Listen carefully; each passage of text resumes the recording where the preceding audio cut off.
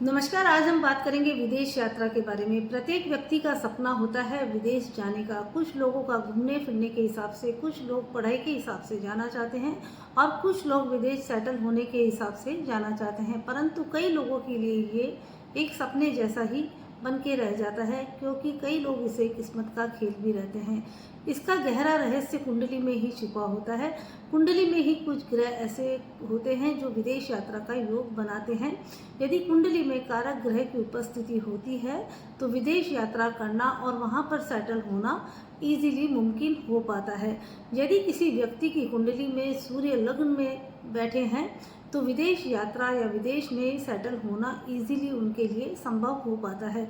इसी तरह कुंडली में जो 12 भाव होते हैं उसमें से कुछ भाव ऐसे होते हैं जो विदेश यात्रा को दर्शाते हैं। आज हम बात करेंगे उन्हीं भावों के बारे में।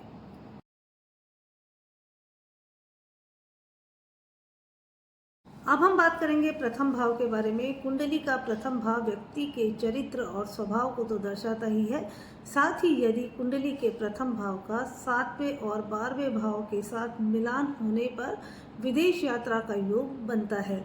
वहीं पर यदि तीसरे भाव की बात करें तो विदेश की छोटी छोटी यात्राओं को ये दर्शाता है। कुंडली में यह जब चौथे और 12वें भाव के साथ रहता है तब विदेश यात्रा संभव हो पाती है। वहीं पर यदि चौथे घर की बात करें तो यह विदेश यात्रा के लिए सबसे महत्वपूर्ण भाव माना जाता है।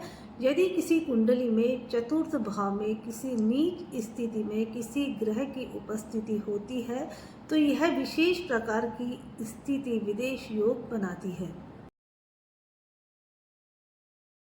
अब हम बात करेंगे कुंडली के सप्तम भाव के बारे में। कुंडली का सप्तम भाव यात्रा और व्यापार को दर्शाता है।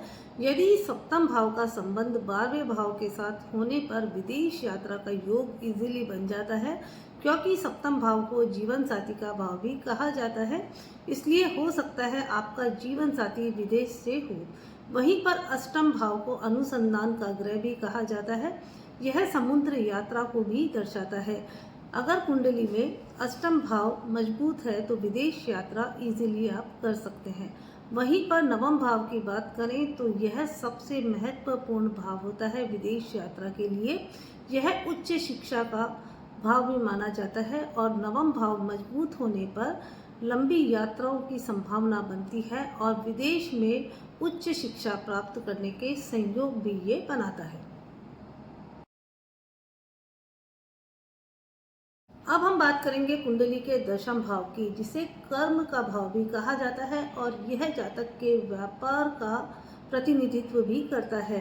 यदि कुंडली के दशम भाव का संबंध तीसरे, 9वें और 12वें भाव से होने पर व्यवसाय के कारण व्यक्ति को बार बार विदेश यात्राएं करनी पड़ती है और इससे उन्हें बड़ा बेनिफिट भी मिलता है।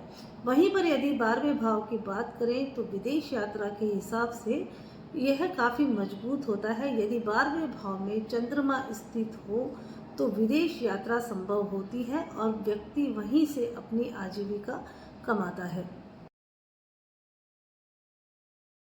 यदि कुंडली में सप्तम भाव का स्वामी 12वें भाव में और 12वें भाव का स्वामी सप्तम भाव में स्थित होता है तो कुंडली में विदेश यात्रा का योग बनता है और जातक विदेश में ही अपना करियर सेट करते हैं।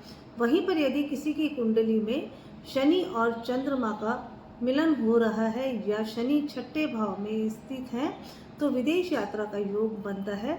वहीं पर यदि चंद्रमा कुंडली में छठे या 12वें स्थान में होने पर भी विदेश यात्रा का योग बनता है। यदि भाग्य स्थान का स्वामी 12वें स्थान पर और 12वें स्थान का स्वामी भाग्य स्थान पर है तब भी विदेश यात्रा का योग बनता है और उच्च शिक्षा का योग भी इसमें बनता है। यदि किसी की कुंडली में विदेश यात्रा में कुछ भी विघ्न या परेशानियां आ रही है तो डेली सूर्य देव को जल अर्पित करें